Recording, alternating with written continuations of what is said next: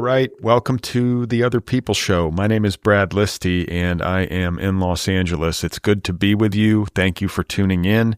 Hope everything's going okay out there.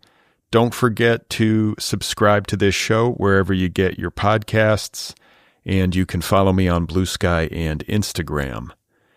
It is Sunday, so it is time for another Character Studies episode.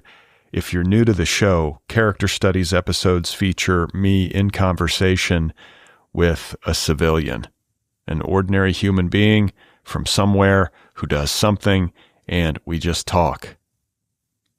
This podcast has its origins as a literary interview show, and that is still part of what I do, but Character Studies allow me to get a lot of different perspectives and to hear a lot of different voices.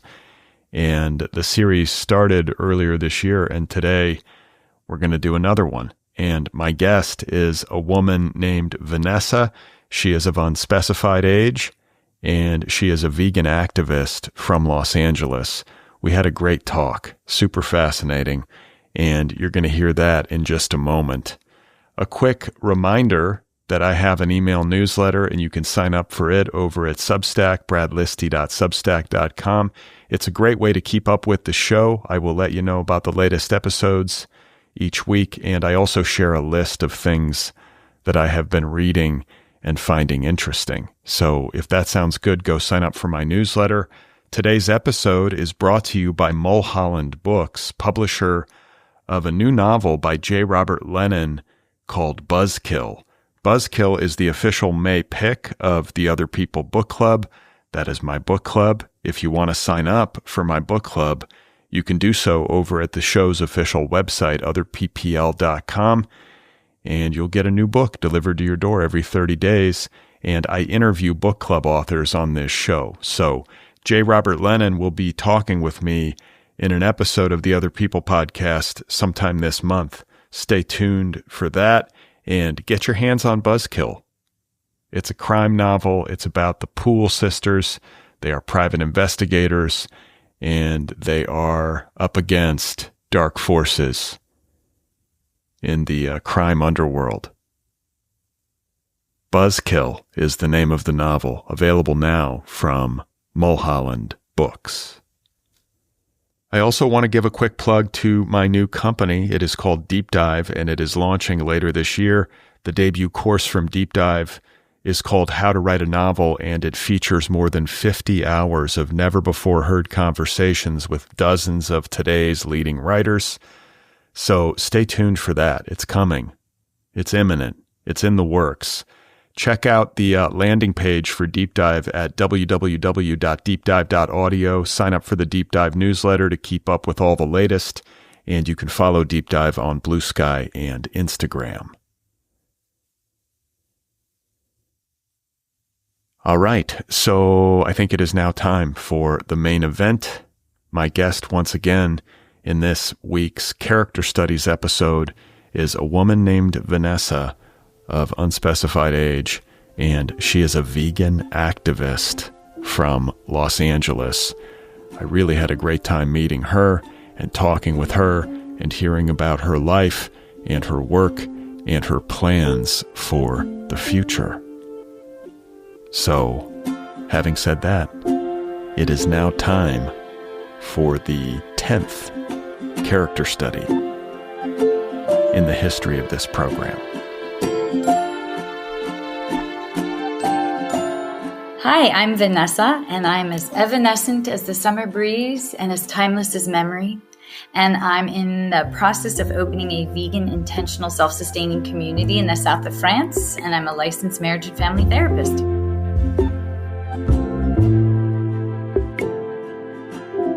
I'm first-generation American. My mother is Egyptian, born and raised in Cairo, or slightly outside Cairo, and my father is French, but he was born in Vietnam and lived throughout Asia, and then was shipped off to France when he was 5 to live with one set of grandparents during the war, and then another set. And my parents met in England. They were both at Oxford. They eloped because both sides would have prevented the marriage. And then they both ended up getting jobs in Los Angeles as professors. My mom at UCLA, my dad at Cal State Long Beach. and they had moi. The rest is history. So why would their marriage have not been approved? Was it the cross-cultural thing that the families did not approve of? Yeah, my mother actually had an arranged marriage in Egypt. She was supposed to marry some cousin, and she was in a very upper-class family. Her grandfather was a governor of Upper Egypt. Her great-uncle helped rid Egypt of the British, and also ran the university. So they were a very prominent Egyptian family, and they wanted her to marry somebody of their social class and who was Egyptian. And my father's side, French Catholic, they wanted him to marry somebody that was of the same religion, and they considered Egyptians to be pagans and heathens, and that wasn't good enough for them. So they had a lot of issues with both sides of the family once they married. So they were very, eventually it worked out, but they were glad they had eloped because they saw it would have not been a possibility otherwise. And the marriage worked out? Like they stayed together? They stayed together until the very end, until my father died a few years ago. Oh, man. That's great. I love stories like that. Yeah. Love will find a way. Yeah, exactly. It was kind of crazy because they met at some dinner party at Oxford, and my mother was wowed because my father was reciting French poetry. And she, I think they were kind of dating for like 6 weeks. And then she said, well, I have to marry my cousin. And he said, no, you're not. You're going to marry me. And they eloped, and they went on a honeymoon on roads that hadn't even been paved yet throughout Turkey and other countries. So they had a pretty wild story, and they had their issues, but they were very intellectually compatible. And I think that's what really kept them going. And there was a lot of love there. So your dad, French Catholic, but like you said, was raised in Vietnam, right? Was part of like the French colonial experience there. Yeah, his father was a banker in the Bank of Indochine. And so he was in Vietnam. And then we think my grandfather was jealous of his wife's attention to my dad. And so he shipped him off across the ocean by himself at the age of 5, to live with one set of grandparents. And actually that set of grandparents, Paul Bro, was a infectious diseases doctor who worked at the Pasteur Institute, who was knighted, the French equivalent, and was a very prestigious doctor. And he lived with them until he was, I think, dying of cancer or something. And then he was shipped off to live with another set of grandparents. So yeah, he was Catholic, raised in Jesuit schools, not a believer, but still in that tradition. And he actually ended up converting to Islam to marry my mother, so that when they lived in Egypt for a little while, the marriage would be legal, because otherwise, at that time, a Muslim, it wasn't good for a Muslim to marry a non-Muslim. Wild. Okay. And did you have any siblings? Yeah, I have an older sister, and she was actually born in Cairo. Oh, she was. Okay. Yeah, before they came here. But you spent your entire childhood here in LA. Yes. Yes. And what kind of kid were you?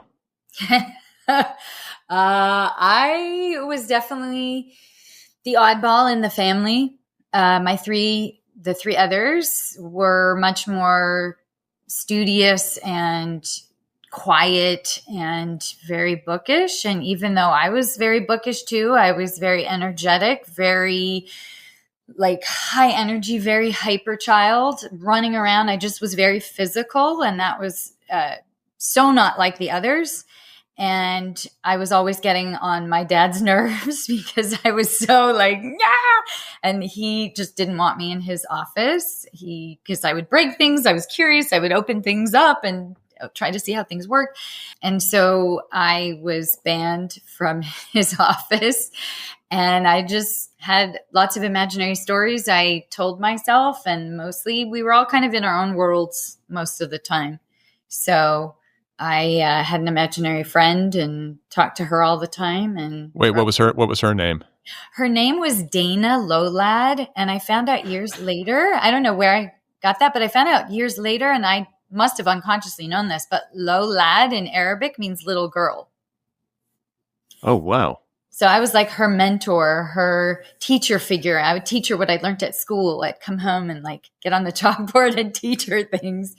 And I was always talking to her. And I had a little red car. I'd drive around in the backyard and I'd be talking to her. And my mother once tried to follow me and hear what I was saying, but I was mumbling too much, so she couldn't. And I remember when I realized she was doing that, I felt very violated that she had interrupted a private conversation. So it was very intimate relationship I had with Dana Lolad, not for other people's consumption. But it sounds like a happy childhood. I mean, I think I'm by nature, I think I'm pretty upbeat and happy, but it was a fairly restrained household. I felt like I was kind of squelched a fair amount, but there was also, my father was kind of cold and not very expressive, but my mother was more loving and warm. She was very consumed with her career. She was a professor of Egyptian history. And she was kind of a star professor, lectured all around the world, and she was gone a lot, but I did feel loved, and my sister and I were close as well. And so I think, and I had a lot of friends. I think I was pretty happy. Yeah, I mean, I was going to ask, your dad getting shipped off at age 5, like away from his parents, like that's a hardcore thing to do to a kid. And I got to believe the impact of that resonated throughout his life, right? He had to have carried some kind of deep wound. Oh, huge. When he was 12, after the war, his parents came back and got him, and his dad actively resented him the whole time. My dad had gotten really close to his grandmother, the mother of his father, and his father was resentful of that. And they had a daughter while they were gone, who was 7 years younger than he, and she was kind of the apple of their eye, and they always put him down. They were always cold to him. They made him live in the maids' quarters that they had. They forced him to take his sister out every Saturday. If he ever got money from his grandfather, they said, well, it has to be equal for both. And yet they would give the daughter all kinds of things that they wouldn't give my father. And it was just actually going through their papers and letters and all kinds of things that my dad had kept while emptying this house to sell it. I saw some incredibly painful letters back and forth between him and my grandmother, his mother, about how he was treated, how he was marginalized, how he was always told he was no good. He had a PhD. He had a law degree. He was going to be a lawyer and a diplomat. He had all these academic achievements, and then he became a professor and wrote books and successful. And his father and his sister was a secretary at a bank. And his father would say things like, do PhDs really even mean anything anymore? And he would just talk about how great it was that his daughter was doing this and working in a bank, which is, his field, and never giving my father any validation, no affirmation, just very cold and distant. My father cut off from them for a while. It was a very, very painful relationship. So I was in therapy from the time I was kind of in college on. And after I was married at one point, and after I got married very young, I had a conversation with my parents about how I wanted more of a connection and more of an actual relationship. And my father at that point said, "You're married now. You don't need a father." And I was just like, you will always be my father no matter what. And we began a series of correspondence where he kind of acknowledged, I am cold and unfeeling. My childhood, my past, my this, his whole thing, and men are socialized to be that way and whatever. And we had an ongoing dialogue for many years that was very painful some of the time, but long-standing dialogue. And then we got into some business ventures together that went with financial situations went awry, and he had said something really terrible to me. And I was at their house, and I took my boyfriend at one point and I said, "We're leaving and I'm never coming back to this house." And we left, and my parents actually ended up driving to my house. And at that point, my dad said, "I want to help you in whatever way I can. I love you. I'm here for you." And that was the first time he had ever told me he loved me, when I was well into adulthood. So we started to have a rapprochement, a bit of a relationship. And then shortly after that, he got Alzheimer's. And so I felt like I never really had a period of having a real connected relationship with him. It had just started, and then he got the diagnosis. Isn't that the way? Yeah, that sort of stuff happens. But at least you were in dialogue. Do you know what I'm saying? Like that was the part of it that I felt like happy about, was that there was effort being made, and it wasn't like the doors were closed. It was just that the poor guy didn't really have a chance. I mean, 5 years old, that's heartbreaking to think about. They were so cold to him, so awful. And you see the pictures of him as a little baby, and he was so joyful and so happy. And he became such a stern and kind of so closed in on himself person. And you just see the potential and how loving his parents looked when he was so young, and how did it go so wrong? Yeah. Yeah. I mean, I think like there's all sorts of different fates that can befall people, right? I mean, life is unpredictable and unstable, just inherently. But what I often say to myself anyway is that if you have parents who however flawed, but who fundamentally care about you and look out for you and nurture you and try their best to get you educated and just to make sure that you're safe. Right. If you have that, it's maybe the most important gift you could be given in life. Oh yeah. Because I think in the absence of that, it's just, I mean, it's not like impossible to go on to live a productive, like, quote unquote, healthy life, but it's much harder. Yeah, much harder. Yeah. And I think if you have any kind of effort, like we always say in the marriage and family therapy field, that it's not about being a perfect parent, but that it's about being workable. Being good enough means that you're willing to address things. So even if you do some crazy things, if you're willing to talk about it, that's what brings greater closeness and more intimacy, if you're willing to engage in the discussion. Yeah.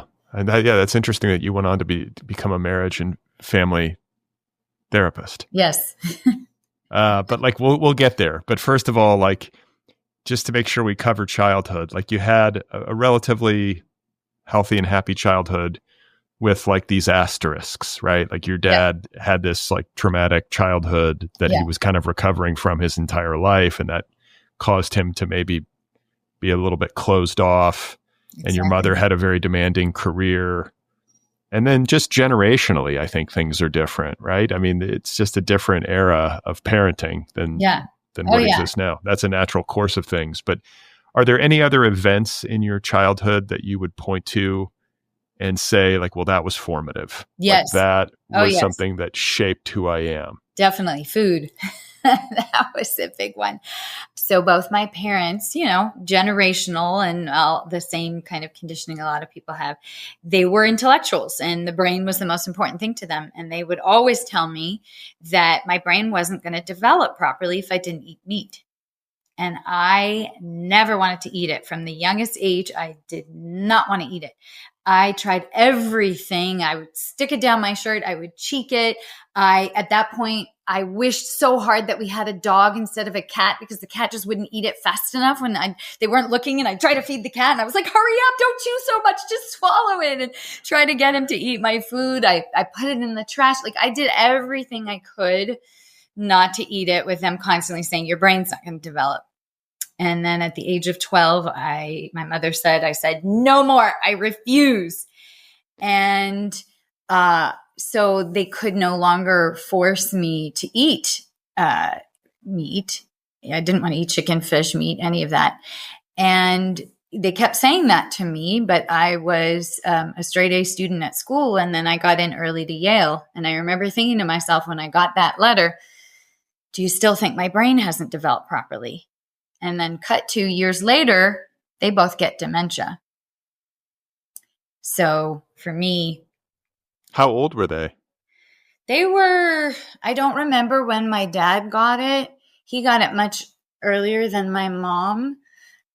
He might have been early 70s. I can't really remember, but I remember just thinking to myself, this is what you get from a lifetime of eating animal products very few vegetables, that just clogged your arteries. And that is the leading cause of different heart and brain issues, and definitely has a link to dementia. The fact that both of them would get it, to me, that had a big component, as well as my thinking.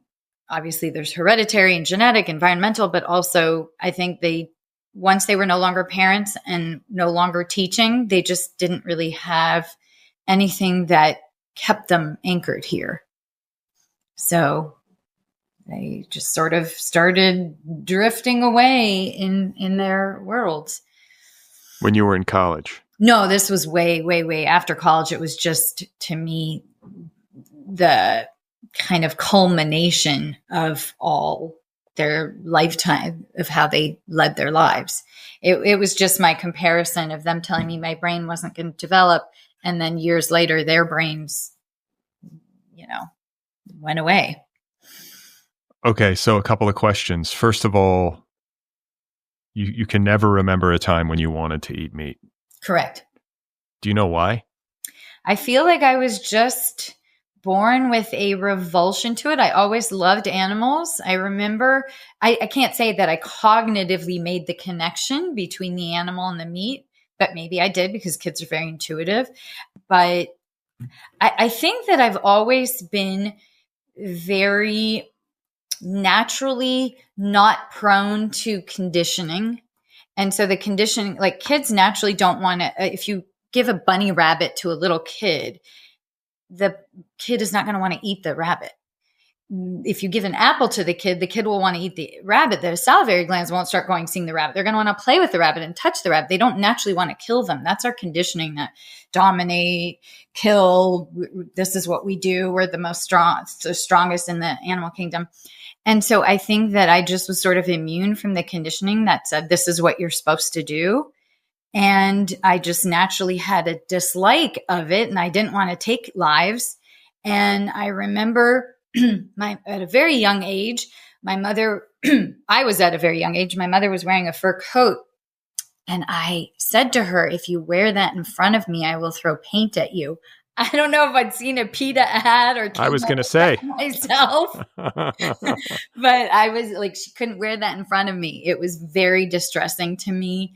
I never wanted to harm animals. I'd start crying if I saw a squirrel in the middle of the road that was killed. My mother would say about mink, well, they're nasty animals. They're mean and nasty. And when I was like, well, if I were kept in captivity, I would be too. And then she would try to say, well, they were unhappy and they committed suicide. Like, she'd try all these ways because it was so distressing to me. And I remember I didn't want to play so much with dolls, like baby dolls, when I was a kid. I wanted to play with animals. I was just very animal focused. So I just think these were things that were probably innate in me, because my family, they were animal lovers, but they were definitely meat eaters. So I just think it was something that was very organic for me. No pun intended. Yes. Well, and when I was 11, we were living in Paris. My parents were taking a sabbatical there. And my sister wanted to start running. She was older than me. And all of a sudden, I decided I wanted to eat organic everything, no junk food, no sugar, and drinking a lot of water. Don't know how I came up with that. Nobody around me was doing it. It wasn't like there were all these ads on TV, nothing. I just wanted to start doing that. And so from that point on, I just started being all into health and organic. And I remember when I went back to school, I went to Harvard Westlake. When I went back to school, when we got back from the sabbatical, I just remember my friends always making fun of me drinking my Evian. And then I'd have this water with me all the time. I just remember I was always walking around with water. Nobody else was doing that. I don't know how that happened or where that came from.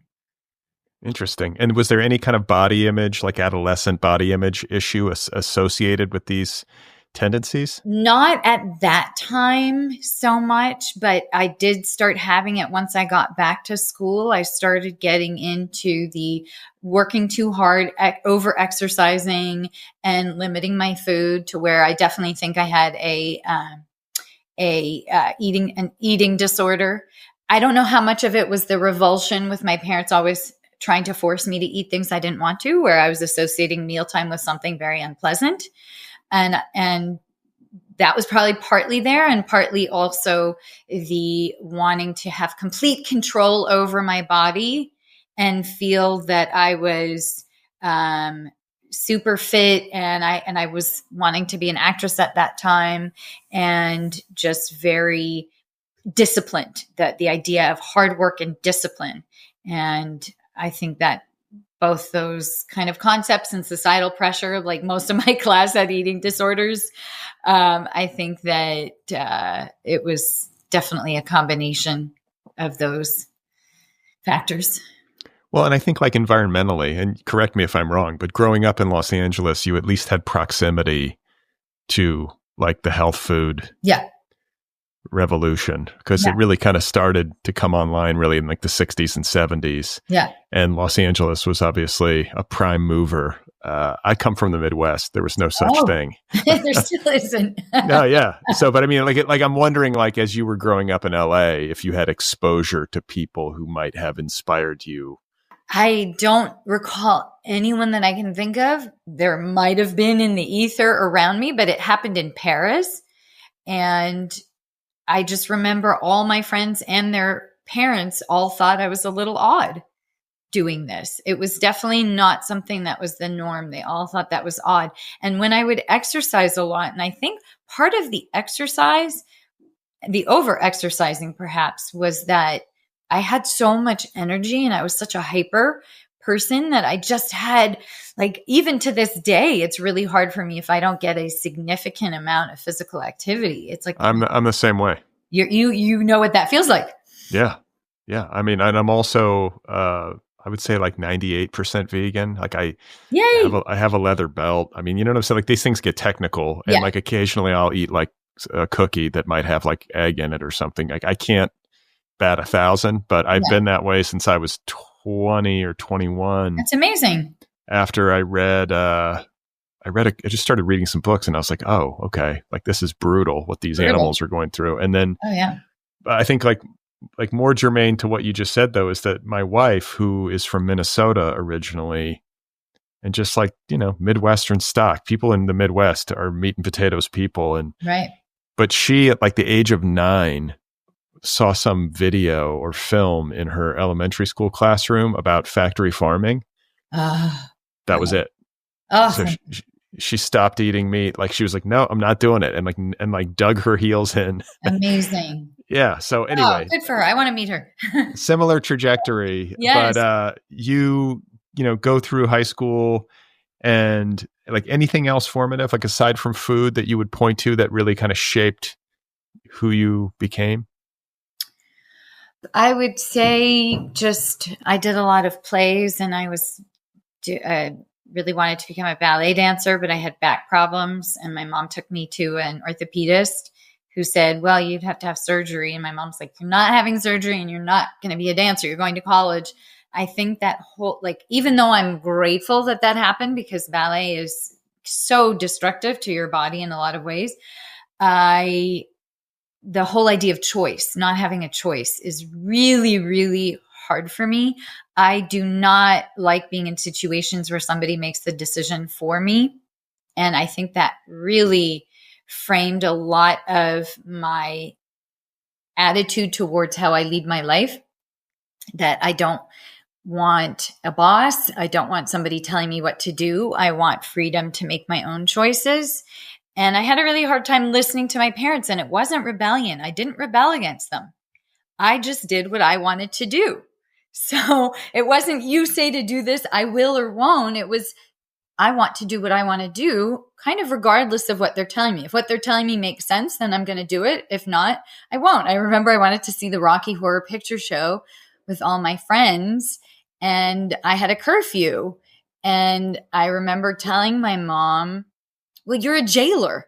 And that really made sense to me. I thought, why are you restricting me from doing this thing? And why is it so much less unsafe for me to go at that time than to go at 9 p.m.? Like, it just didn't make sense to me. And so that was a major factor for me in trying to have a boss as little of my adult life as possible. Most of the time I've just done my own thing because that is so important in my worldview. To have autonomy. Yes.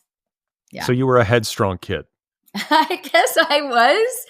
I was very achievement oriented. So my parents didn't have that much to worry about with me because I was going to do my work, and I was very driven to do as well as possible because I just wanted to. I just have a thing about achieving.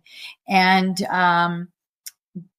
but yeah, I often just did what I wanted to do. And I remember when I was a baby, I never wanted to take my naps, and my mom had some kind of crib thing, like a big kind of crib thing for me. And she doesn't know how. She kept trying to like give me toys and give me things to keep me in there and to have me go to sleep. She doesn't know how it happened, but one day she ended up being in the crib with me outside it. So that to me kind of represented a dynamic where I was going to do what I was going to do, and my mom would somehow just be like, oh, how did this happen?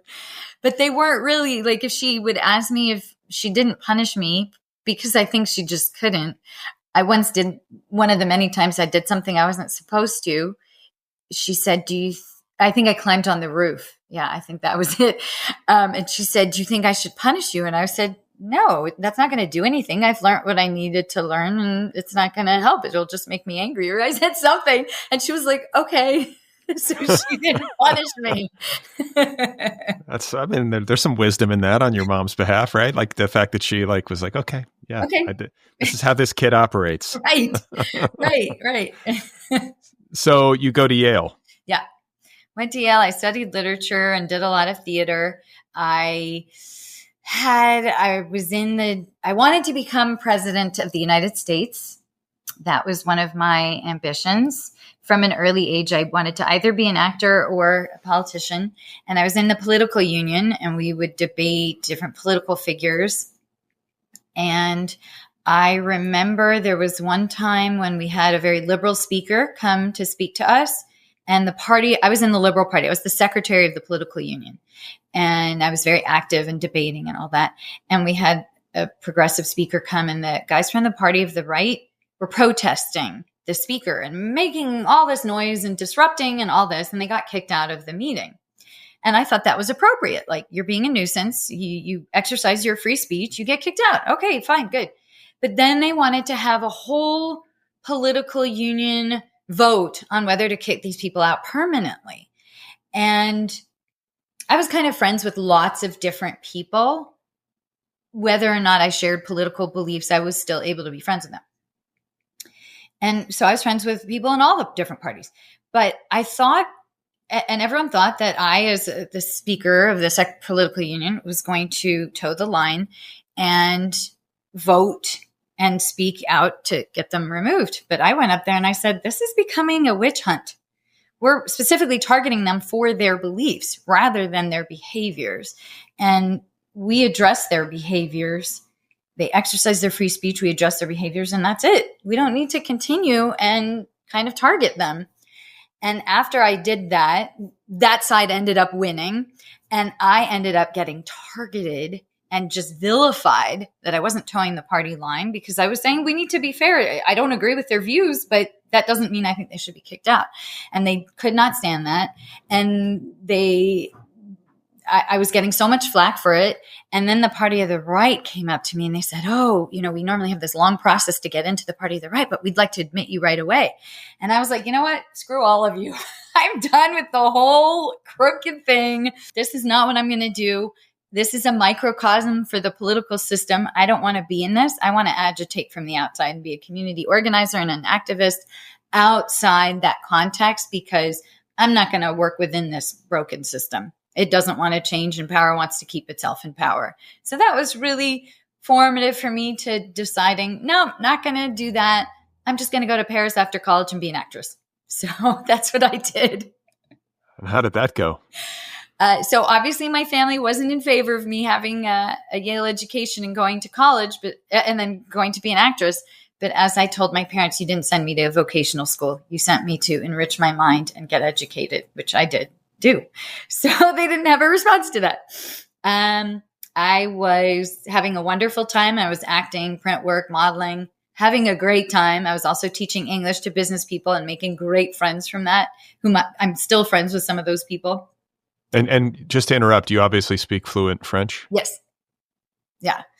I grew up, my parents I could have been perfectly trilingual if my mom had spoken Arabic to us and my father French, and we would have learned English in school. But at that time, they didn't know how spongy kids' brains were, and they didn't want us to be delayed in school. So they spoke to us in English, sadly, but we always heard French, and we spent summers in France, and I studied French in school, and I was a literature major, French and English. So a lot of it I just learned that way, and also living there improved my French, although I would sometimes make some funny mistakes. But I had a great time. I loved living there. I loved performing and acting, and I was doing theater, and I was just having an amazing time. But I was engaged to marry a guy from college, and he came to live with me for a while. And then the agreement was we were going to get married, and then I was going to live there with him. And that should have been a sign that I was like in my acting school with Jack Walter. One of my last classes, I was just crying and I didn't want to leave. That should have been a hint right there. But I ended up getting married and going to Boston. He was finishing his master's of architecture at Harvard. And I was really unhappy being in Boston after living in Paris. And I was doing acting and print work and stuff there too, but I was not happy. And I got divorced and came back to LA to do the Hollywood thing for a little while until I decided I don't want to be part of anyone's rules and anyone's system. And I had had too many sleazy experiences. So I was like, I'm just going to do my own thing. Okay. So let's rewind here. You get to Hollywood. Yeah. After being in Paris. And like in Paris, like how did you even infiltrate like the Parisian theater scene? You're some kid from LA. I mean, I get that you speak French, which, that gives you some entree, but you still got to navigate it. How did you figure that out? It's hard to break in France. They're pretty closed off. I remember I was at a pretty prestigious acting school, Cours Florent, there for a while. And then I switched to Jack Walter's classes. And I remember in the beginning of Jack Walter's classes, there would be at the pause, the break that they'd go to a nearby cafe for a break. And they would just be in a circle like this. It was so metaphorical, this circle. Like, how do you get into this circle? And so I remember I started trying to talk to somebody, and the person answered me and turned back. And I was like, wow, that is something. So I remember just thinking, these people are really hard to get to know, but just being there for a little while, some people asked me to be involved with the production they were doing. And just little by little, I just started making connections. I'm really friendly and I'm not easily cowed. And so I think that I just kind of kept doing my thing, and people just eventually would warm to me. Like, side note, I remember if you just keep smiling at somebody and keep being friendly, it's really hard for them not to.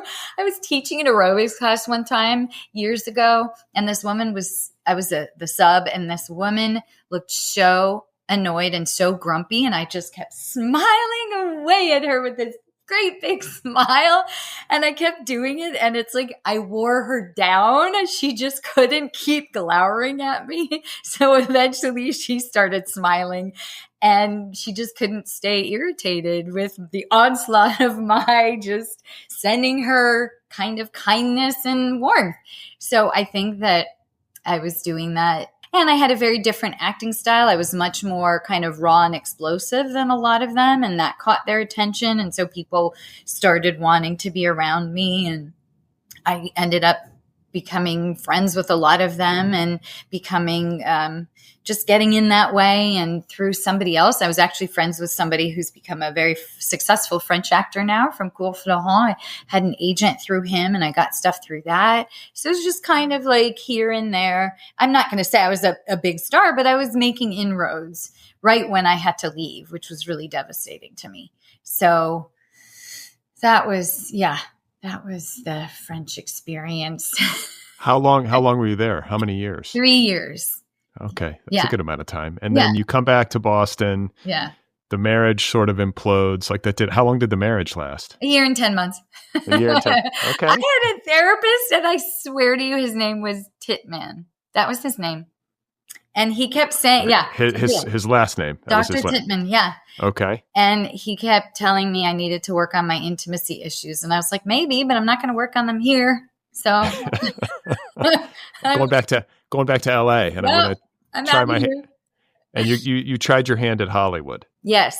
And I just had some really sleazy experiences with agents and casting directors and some film festivals that I was hosting, and just some various experiences to where I was like, no, I don't want to be in this world, and I don't want to have beg somebody for, please put me in something. And I'm not doing anyone any favors. I'm not doing any quid pro quo. I don't want to do any of that. Wait. So, I mean, not that this is like shocking to me, but I just want to confirm, like, this was the sort of thing that was either implied or asked for in exchange? Sometimes it was very explicitly asked for. And I was just like, ew, no, I'm just not going to. By agents, producers, agents, casting directors, like just some outright blatant. I remember I had an interview with a really good agent. I was very excited about it.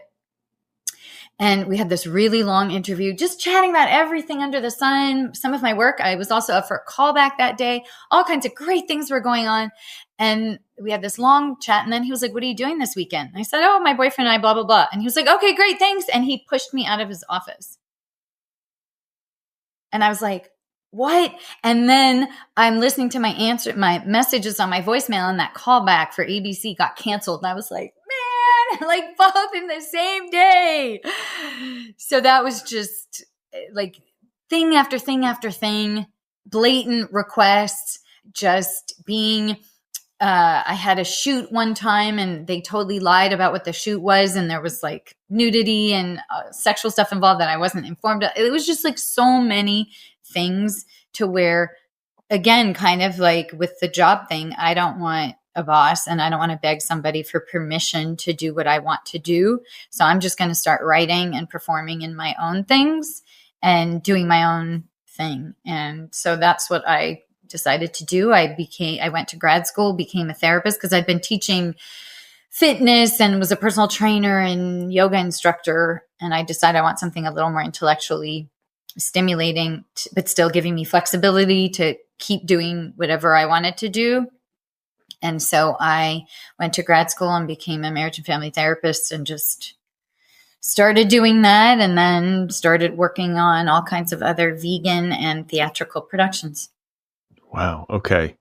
Yeah. Hollywood's so strange. Like, I know that this kind of thing can happen in any industry, but it seems like it happens much more frequently in Hollywood historically.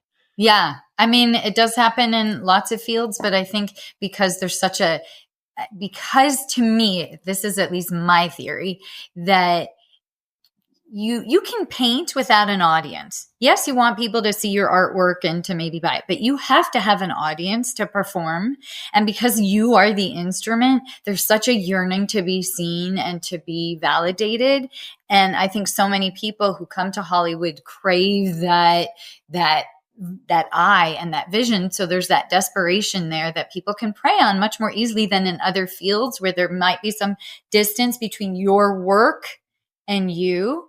But this is something so personal, and it's one of the art fields that is essential, unlike even music, which can stand apart from you. It is so essential that you get seen and validated as the actual object, that it's much easier to prey upon in certain ways, I think. And so then you become a therapist and did that for how many years? I mean, I still am a therapist, so I've been doing that for quite a while. I still sometimes teach yoga, and when I travel, there's a place in Egypt where I sometimes give pole dance classes as well. And so I do festivals. I still do all those things, the fitness, the therapy, the yoga, all that. I still practice all of those. You do. So you take clients actively. Yeah. Yeah. But you're primarily a vegan activist. Correct. That's my life's mission. I used to run. So I got into real estate as well. And I basically, with the downturn in the economy, I had to go back into the job world to pay for my real estate investments. So I hustled and worked my way up quickly from being a supervisor to manager to running mental health treatment centers. And then I decided I don't want to be in the corporate world. This does not suit me in any way. And I was making a lot of money, but that's never been a motivator for me. I just didn't want that kind of life. My freedom and being able to do what I want when I want is much more important. And I'd also had a long-standing dream of opening a vegan intentional community that's an arts space. I wanted to do that even before the vegan thing. It was going to be just an environmentally a green eco place with a art space. So I had read in Shakespearean plays that they perform at inns. So I thought, what if I had a hotel where people could come, maybe write a play and then perform it in the span of the time that they're there. And we just have all these different artistic kind of things that we could do, festivals and events and writing workshops, raw retreats, a painting, whatever kind of thing where people can come and immerse in this environment. And when I became vegan, it switched to a vegan view of that. And so I wanted to create that. And part of working in the corporate world was, I'll make enough money to where I can open that. But I finally decided, no, I'm just going to find another way to do it. I don't want to be in this corporate world. So I actually opened a storefront in Altadena several years ago. That was not my complete vision, but it was a wellness arts space that had a cafe, a boutique, a healing arts space, and a dance center.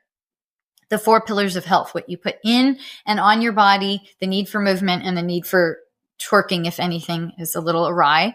So I did that for a while. With COVID, had to shut that down. So decided I'm going to do my full-on vision of a residential art space. So I'm now in the process of getting a chateau in the south of France to create this wellness art space. So it'll be like a place that people can stay, like a hotel. Mm-hmm. They can make art there. Yeah. And then it's also going to be a performance space. Right. They can come for a little while. They can come live there. They can come for an event, a festival, or retreat. But I also want to have ongoing, like ecstatic dance going on regularly and community vegan dinners Sunday nights. And I want people to propose things to me. Like I want to put on a raw detox festival or retreat, or I want to do a writing retreat, or whatever kind of things. People are coming up to me and saying, I'd like to do this. Or, I want to just have it be something for the community where it's my basic principle is that if I have some people there living with me, or people come for a while here and there, that if everyone puts in an hour or 2 of work into the community, like let's say cultivating the fruit or doing whatever the community needs, then we all have the rest of the time to pursue our art, our passion, whatever it is.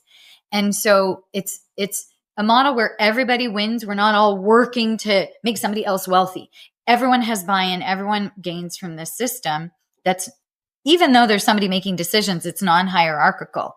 So if we can show that we can live harmoniously and live well, and you're not doing some crappy job that you hate just to pay the bills, you're working in a way where you're creating something of value and meaning to you, and you have so much more free time, then if we can show that it works and we can live harmoniously and live well without harming animals or the environment, and where we all have buy-in, then we can start expanding this model throughout the world and having these centers everywhere to show that we don't need these archaic, hierarchical, violent models that suppress people's free will and don't allow them to experience their full humanness of what I think is all of our birthright and a different way of living. So that's kind of the model behind this first project.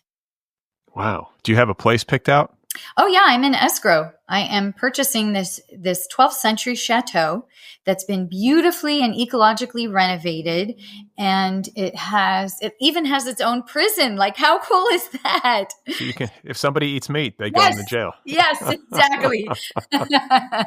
It's a beautiful historic building, and it has so much charm, and it even has a part of the land they're already growing fruit trees. And I just thought, how perfect is that they already have that.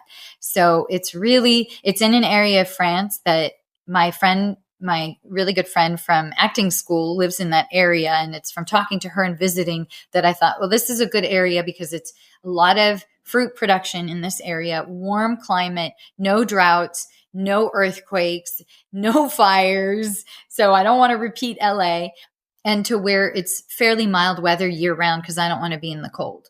May I ask what area of the south of France this is in? It's by Toulouse. So yes, the coast is really lovely. Nice, where my great grandmother lived, very beautiful, but they have droughts and inundations when it rains. So that isn't as desirable an area for fruit production. And so I'm more inland, kind of between Bordeaux on the west coast and, let's say, Montpellier on the east coast. So I'm kind of, I like to say I'm in South Central. South Central, and like how far from the Mediterranean? Like a couple hours or something? Yeah. Okay, cool. That's and a couple hours to Spain too. Ah, that's beautiful territory. Yeah. And you're a French citizen. Yep. Lucky you. So lucky. I am feeling so lucky right now. Mm-hmm. Yeah. So when it comes to like, you talk about like what we put in our bodies and what we put on our bodies and how we move our bodies, like all of these things are fundamental to human health. But yes, I am somebody, and I have said this so many times on this show, who is incredibly susceptible to health trends. Like if there is some person in my Instagram feed, like jabbering about like putting beef tallow on their skin or whatever it is, you know, I'm like, oh my God, like, is this what we're doing now? Like, is this what we got to do? We got to stop doing this and start doing that. But wait a minute. No, actually we're wrong. Don't do that. You should have been doing this all along. I mean, it feels like it's never ending. The conversation and the debate about what is healthy, whether it's what you eat or what you wear, or like sunscreen gives you cancer, and yet sunscreen prevents cancer. And like my dermatologist, I've asked him this, and he's like, dude, look at you, you're pale, and your skin, your skin is damaged. Like, you got to wear sunscreen. I tend to believe that's true. I know it's imperfect, but it's like, I don't know what, and you wear the mineral sunscreen or the chemical sunscreen, it gets to where my brain starts to hurt. I'm like, I don't know what the right thing to do is. Like, how do you navigate all that? Yes, because I do look at all that stuff. And the first thing is not violating any other sentient beings. So that's my first thing. So I don't care how healthy somebody says this is. If it's violating another being, to me, there can be no health, because that's spiritually completely bankrupt, to violate another's will and to take from another.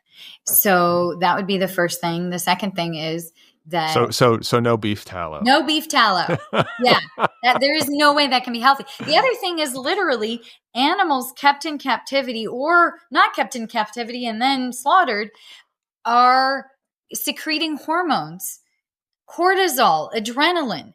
They're going to be feeling fear, stress. Those are going in the tissues. So when you eat it, wear it, any of that, you're going to be taking that in. There is no possible way that any product from an animal can be healthy. You're going to have these highly stressed out reactions to it, your system, from all those cortisol and adrenaline hormones.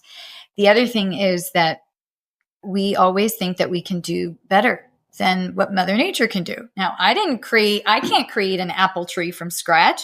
So if you think you can do better than nature, I think that's kind of foolish. We haven't figured all that out. So if we're taking nature in as whole a form as possible, to me, that is intuitively and logically what makes the most sense. So not doing these extracts and these, taking this out without all the things that go with it. Like oils, people think, oh, these oils are so healthy. How is extracting something from all the things that work together in a product a good idea?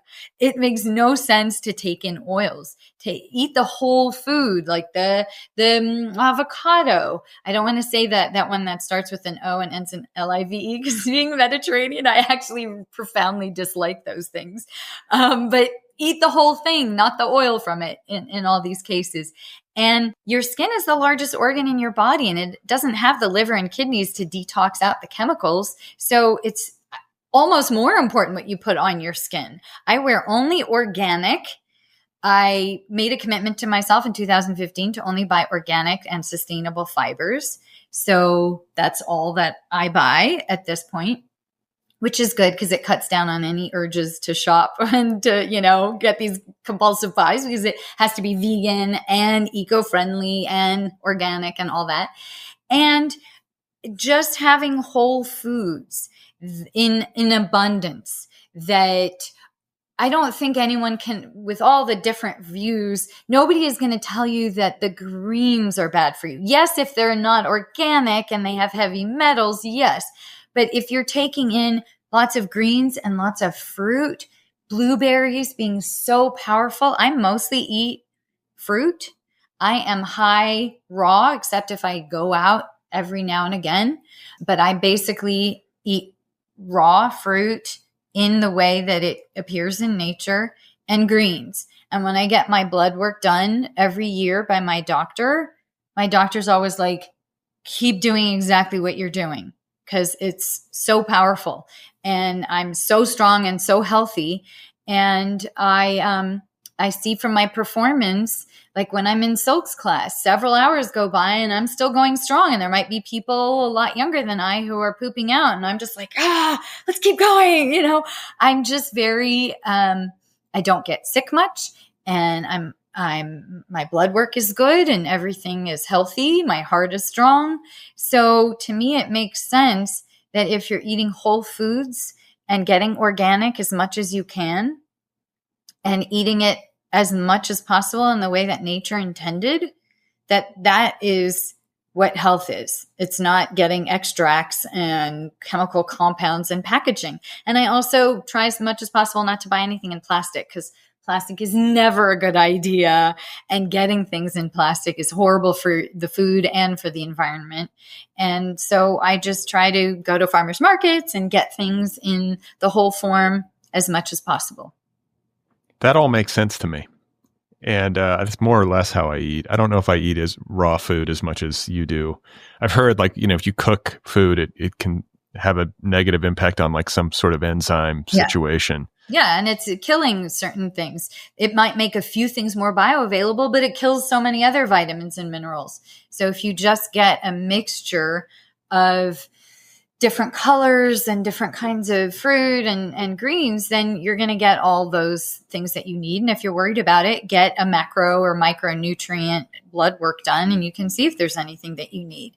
But it's also good to get from different, a friend of mine points out, you should get from different farmers.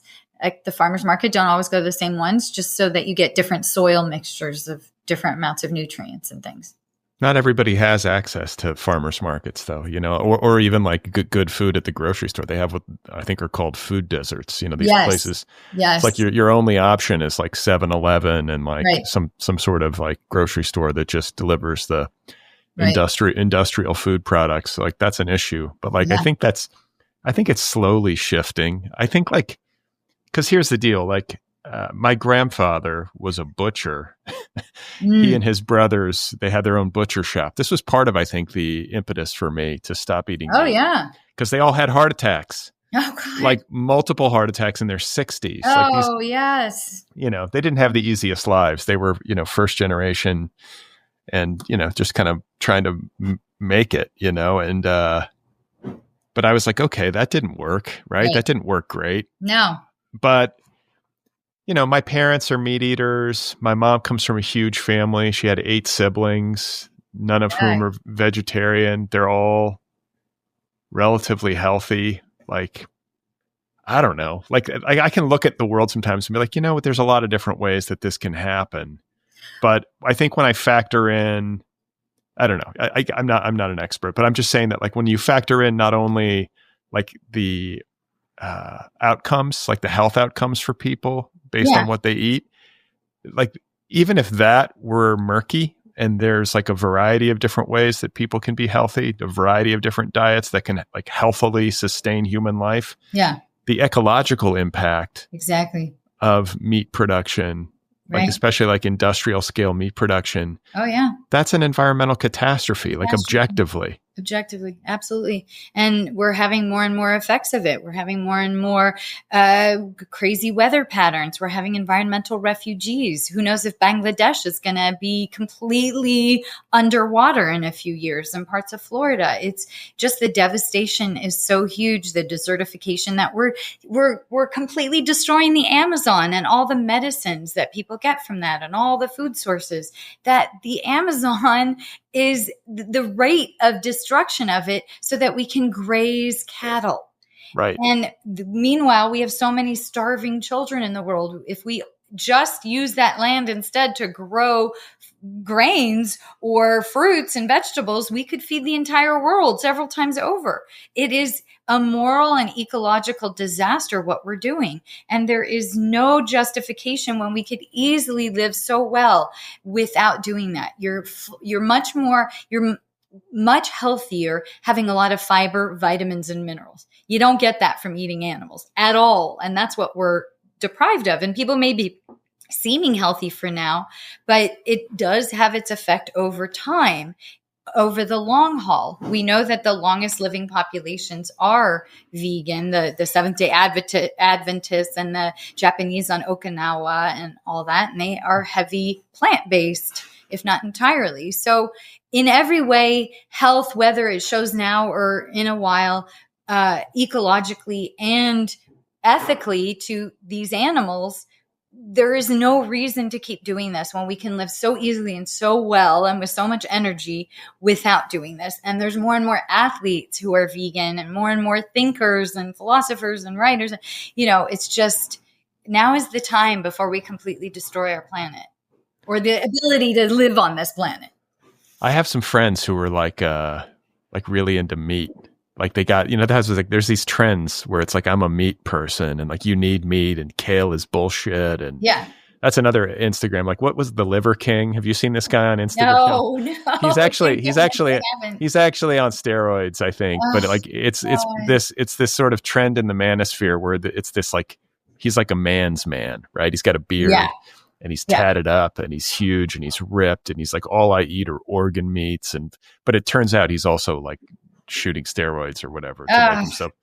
But I do have like some pretty intelligent friends who swear that like, but then again, it's always shifting. It was like, I'm just going to eat meat and organ meat because this is the way our ancestors ate, blah, blah, blah. And, I'm going to eat meat and fruit. Like no grains, because these are the things like prehistoric man, like, they killed an animal with their like, primitive weapons or their bow and arrow or whatever it was. And then they also picked fruit off the tree, but they didn't like eat grains because that part of that agricultural thing didn't happen yet. And so grains are bad and certain legumes are bad. But like tree fruits and maybe tree nuts and meat, all of that like is what human beings were like biologically designed to eat. Well, we had to create tools. I don't really think grains are such a great idea because it does digest as sugar in the system. But in terms of early people, we had to develop tools to kill animals, and then we had to develop the ability to cook. So legumes to me don't really make a lot of sense. And fruit is how we were meant to eat. That is, we're frugivores. We come from the tropics eating fruit. Meat, we had to develop tools. It's not natural to develop a tool to go and hunt a cow. We can't just find a cow and dig in. We have to find tools to kill them. And then we had to create fire to be able to cook. None of that is natural. That's not how we're meant to eat. Our digestive tracts, our canines. These are not things that can rip into an animal. If you look at true canines from a tiger, those are completely enormous. Our digestive tract is long and windy. We don't have a carnivore's tract. That's why we have so many stomach problems and stomach cancers. So if you look at our biology, and you look at how we developed, there is nothing natural about eating animals at all. And certainly getting a cow and milking the cow, we're breastfeeding off another species. We're supposed to stop eating our mother's milk after 1 or 2 years old. And yet as adults, we're having the breast milk of another species. That's just bizarre. These are very... I've always thought that. Like, why are we drinking cow's milk? What are we doing? What are we doing? Yeah, it's so strange. So especially when we have so many fruits and vegetables that are in abundance where we can so easily have other kinds of milk. So fruits are good. Fruits are very good. Vegetables are good too. Vegetables are good too, especially greens. But like grains and legumes, you're not as big of a fan of. But like I eat those. Am I going to die? What's going to happen? Am I okay? Yeah, because like if like I eat rice and rice metabolizes as sugar, like is there a material difference between the way that it metabolizes and how fruit, which is filled with sugar, like fruit has a lot of natural sugar in it, like it's the kind of sugar our brain needs. It's not that rice is the worst thing in the world. I just don't think it's particularly healthy. There are plenty of vegans who do, but I don't think it's what our body naturally needs. I think it naturally needs heavy vitamins and minerals that we get from fruits and greens. That's the emphasis. I'll occasionally have some beans, occasionally have some tofu. I like doing a ginger miso dehydrated tofu thing, every once in a while. It's just consistently having those multicolored, deeply hued fruits and greens that over the long term, I think are going to be the healthiest for us. Every now and again, having some grains and some beans here and there, I don't think are such a big deal. I have it very, very rarely. And I feel that works well for me. Yeah. I think everyone's got to kind of calibrate it within certain parameters. You got to, your body will tell you. Yeah. If something doesn't sit well, you got to listen to that. But I always say, because I drive myself crazy. I'm like yo-yoing from one thing to the next, and everything's contradicting what preceded it, and it just feels like a madhouse. And so, I hear you. But my trump card, where I'm just like, okay, I've got it, I figured it out, is Lenny Kravitz. I love Lenny Kravitz. My unified theory of human health is that whatever that motherfucker is doing, right? And he eats raw. He eats raw vegan. He's raw vegan. He doesn't. He uses what's the soap? I use this soap now too because of him. What do you call it? The Castile soap. Oh yeah, great. He doesn't. He washes his clothes with it. He uses it as shampoo. He will not use any industrial chemical. Yep. He eats only raw vegetable that he grows. Like he of course has a very privileged existence. So he's got like his own farm in Brazil, and he's got all sorts of shit going on. But he is in his 60s. He looks amazing. He looks like a 25-year-old super athlete. He's completely ripped, and I'm just like, I know that some of this is just like the luck of the genetic lottery, but that's not all that it is. Like his lifestyle choices. I mean, he works out a ton. Yeah. And he eats this way. Whatever he's doing, like I feel like scientists and doctors should study him. Oh yeah. Well, I mean, they do study all kinds of vegans whom they say when they do their blood work, they say their blood work is somebody 20, 30 years younger because they're not putting those adrenaline and cortisol stress hormones in their systems, and they're get so richly vitamin and mineralized. So it does make sense. I think we're going to have more and more longitudinal studies of vegans because we didn't have the science before. And the fact that he's raw means he's getting those nutrients rather than getting a very small amount from most of them being cooked away. And I think we're going to see more and more the health benefits are going to become clearer and clearer when we have people who have been vegan for many, many years, and we can see the results at that time and how they're going to have so much less congestive heart failure and clogged arteries and all these other heart and brain disorders. It's coming. We're seeing it. Yeah. So where are you spiritually? My religion is being kind to all beings, causing as little harm as possible, respecting all life forms. And I don't identify, I do meditate. I would identify most with Buddhism in terms of non-attachment to outcomes, and just basically, to me, so much of what we live in is illusion, and we've created all these myths of origin and then forgotten that we're the ones who created them. And we invent all these bizarre rituals and things we have to do and ways to torture ourselves. But to me, it's very simple of none of this stuff out there matters. The material world is distraction, and that ultimately being of service to others and being kind and loving as much as possible, even when the world is dark and full of anger and violence and hatred, that's when we need to access even more of that love to try to heal and to connect as much as possible. And that's all that my religion needs to be. So when does this vegan chateau go online? When is this happening? So I have put the down payment down, and they now just are doing the paperwork of clearing title and all the French versions of bureaucracy. And in about 2 months, we should close and it'll be mine. And it's going to be ready, like turnkey, to like start hosting people, or you got to do a lot of work? No, God, I had lots of inspections done because they don't do the kind of inspections I'm used to. So I commissioned extra ones to look at the roof and the plumbing, every system.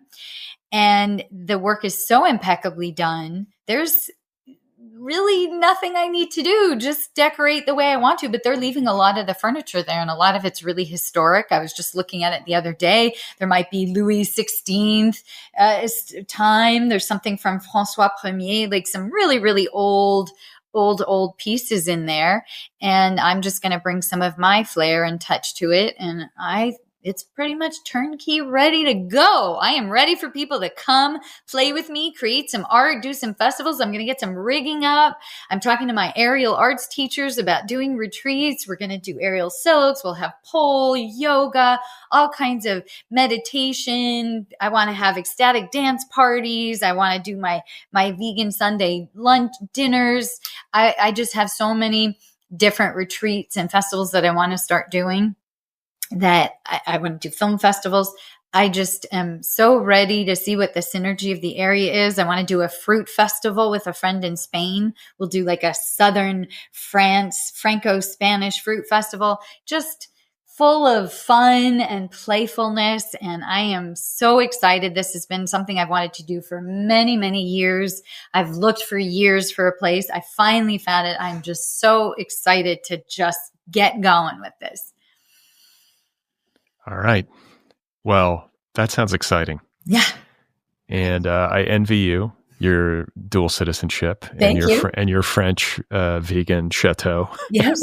I'm going to go eat some fruit right now. Yes. I'm going to go start powering through. Blueberries, lots of blueberries, the most powerful fruit. Antioxidant rich blueberries. Absolutely. Organic. Yeah. Grocery Outlet it's a cheap, affordable place, and it has organic blueberries.